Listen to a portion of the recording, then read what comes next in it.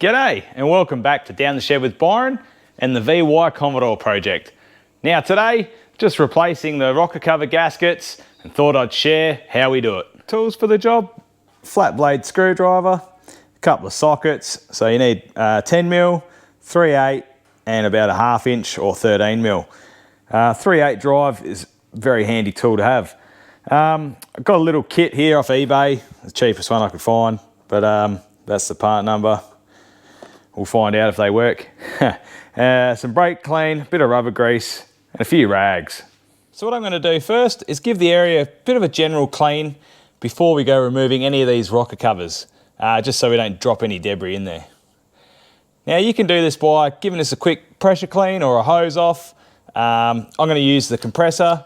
You could also use a bit of brake clean and a rag just to get any of that smutch out of the way.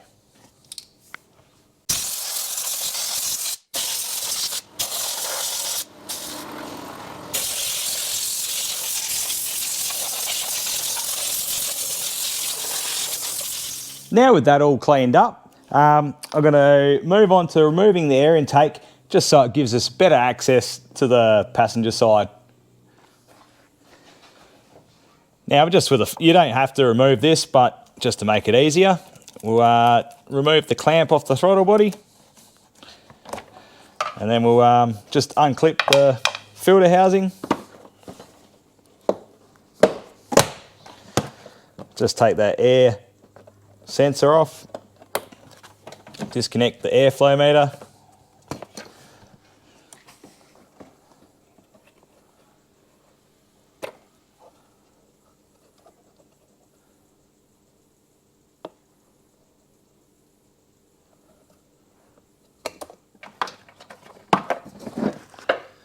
and we'll put that out of the way. Now just to make it a little bit easier, there's a couple of nuts just under here. There's one here and one just back here, 13mm, and that'll allow us to just move those brackets down for the spark plug leads so they don't foul on top of the rocker cover as we pull it up, and it'll allow us to pull that dipstick just out of the way.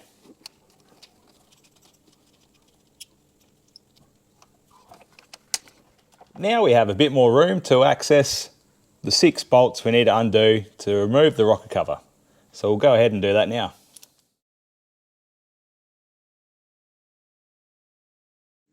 With that done, it should just pop off. A little bit of negotiating around some bits and pieces. There we go. So that's pretty much the tricky side. The driver's side's pretty straightforward, depending if your spark plug leads are going over the top. But if they are, just number them, take them off and move them out of the way. All right, now we've got those rocker covers off and on the bench, we'll literally just pull the old seals out. Now, sometimes they will just fall out. Otherwise, we might have to get a seal pick. No, they come out. Now you can go to the extreme and giving everything a big clean out inside here, if you want. For today's purpose, I'll give it a rag clean out. Now all these bolts, they just pop out like that.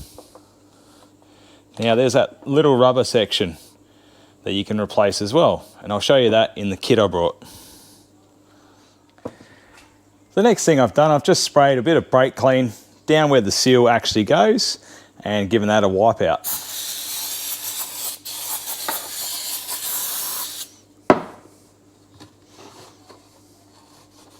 With both those rocker covers cleaned up, good enough for now, I'm just going to throw a bit of red rubber grease just around the gasket to help it slide into place.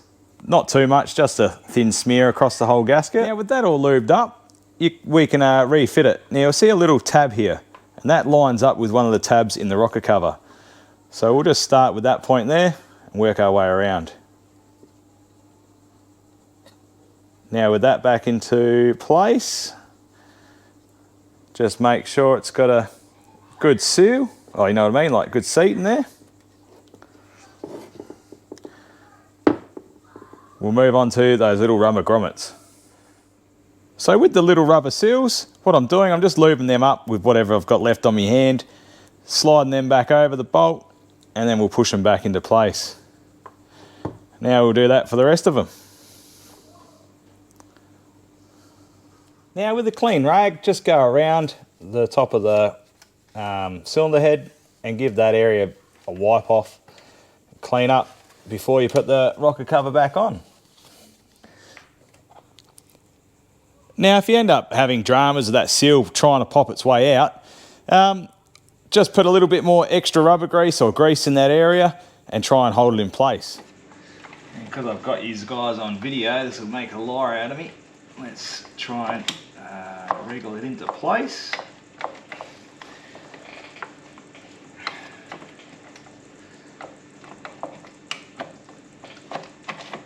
There we go.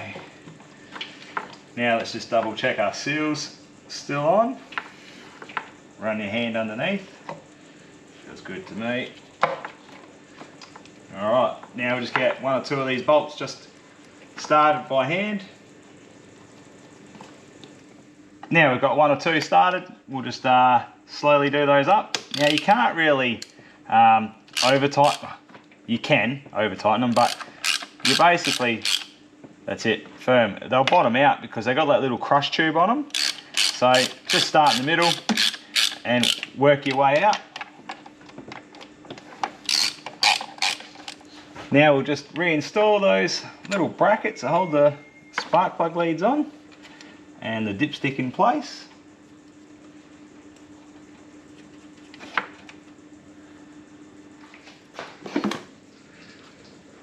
Reinstall our air intake piping. Put the filter back in. Get that pipe connected. And that all clipped back up. We can plug back in our air flow meter and whatever that one is, air temperature. Tighten that clamp up. And there you go, that's pretty much job done. Driver's side's the easiest. You can zip that off and on, you know, a couple of minutes. I did forget to mention the engine cover, which is 4 10mm nuts that hold that down. Pretty self-explanatory. Hopefully worked that out. We've got to give it another clean now. Hopefully this has resolved one of our small oil leaks. But yeah, hopefully this video helps you out. If there's anything I've missed, please throw it in the comments to help other people out. Otherwise, yeah, take it easy and I'll see you when I'm looking at you.